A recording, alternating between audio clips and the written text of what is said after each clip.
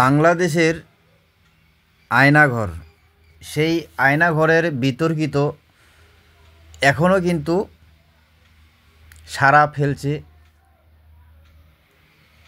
পুরো বিশ্বে বলা যেতে পারে। কারণ এই শেখ হাসিনার আয়নাঘরের নিচেই নাকি চলতো যারা আওয়ামী লীগের বিরোধিতা করত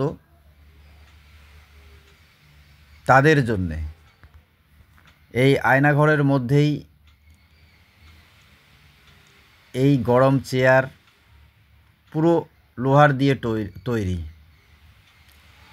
এবং ছোট ছোট করে রুম বানানো আছে, যেগুলিতে সেই লোকদের নাকি যারা আওয়ামী লীগের বিরোধিতা করত তাদেরকেই ধরে এনে রাখতো এখানে, এবং তাদের প্রতি নানা রকম অত্যাচারও চলতো।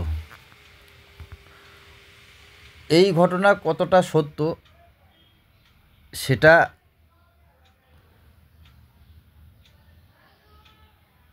ভবিষ্যতেই বলবে, কিন্তু সেখানে বাংলাদেশের প্রধান উপদেষ্টা বা ডক্টর ইউনূস তিনি কিন্তু এসেছেন পর্যবেক্ষণ করতে, এবং সেখানে পর্যবেক্ষণও চলতেছে। তবে কি আয়নাঘরে সত্যি এরকম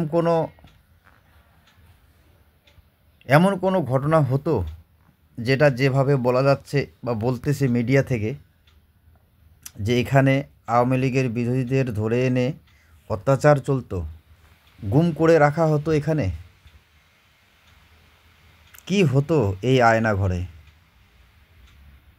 বা এই ভিডিওগুলি কতটা সত্য,